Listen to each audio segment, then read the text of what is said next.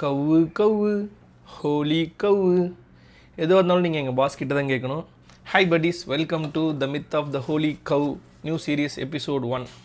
ஆரம்ப கால ரிக்வேத நாடோடி சமூகத்தில் பசுமாடு அப்படின்னாலே அது அறுக்கக்கூடாத பலியிடக்கூடாத ஒரு ஆன்மீக புனிதமான உயிர், அதாவது இட்ஸ் சேக்ரட் அண்ட் அன்கில்லபிள் லைஃப் அப்படின்னு நீங்கள் நினச்சிட்டு இருந்தீங்கன்னா, டாக்டர் அம்பேத்கர் அண்ட் டாக்டர் டிஎன்ஜா போன்ற வரலாற்று அறிஞர்கள் என்ன சொல்கிறாங்கன்னா, இந்த பசுமாடுகள்ன்றது அப்போ வாழ்ந்த மக்களோட அல்டிமேட் மெட்டீரியல் அசட்டாக இருந்திருக்கு.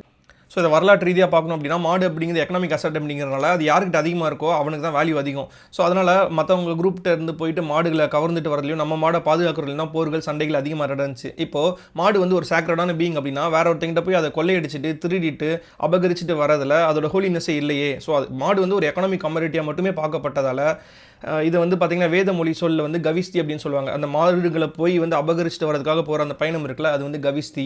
அடுத்து இப்போ வந்து பணம் அதிகமாக வச்சுருக்கணும் வந்து பணக்காரன் சொல்கிறோம்ல, ஸோ மாடு அதிகமாக வச்சுருந்துக்கணும் வந்து கோமாத் அப்படின்னு சொல்லுவாங்க.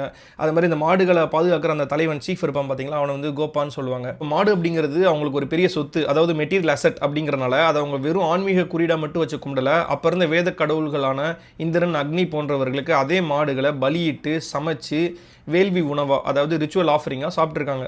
ஸோ சுருக்கமாக சொல்லணும்னா மாடு அப்படிங்கிறது அவங்களோட அன்றாட வாழ்க்கைக்கு தேவைப்பட்ட ஒரு எக்கனாமிக் கமாடிட்டி.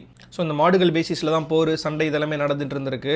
ஸோ அன்றைக்கி இருந்த சமூகம் அப்படிங்கிறது உழைப்பை அடிப்படையாக கொண்ட ஒரு நாடோடி மேய்ச்சல் சமூகம். ஸோ மாடு அப்படிங்கிறது அறுக்கக்கூடாத ஒரு ஆன்மீக கவிதையெல்லாம் கிடையாது. So it was a raw material capital for them. அப்போ இருந்த மக்களுக்கு அது தேவைப்பட்டுச்சு, அவங்க பயன்படுத்திக்கிட்டாங்க, பலியிட்டாங்க, சாப்பிட்டாங்க. That's it. ஸோ முக்கியமாக இது எக்கனாமிக் நெசசிட்டி அப்படிங்கிற ஒரு கான்செப்ட்லேருந்து மக்களோட வாழ்வாதாரம் அப்படிங்கிறதுலேருந்து எப்படி புனிதத்தன்மை ஹோலினஸ் அப்படிங்கிற ஒரு கான்செப்டை நோக்கி போகுது அப்படிங்கிறத அப்கமிங் வீடியோஸில் பார்க்கலாம்.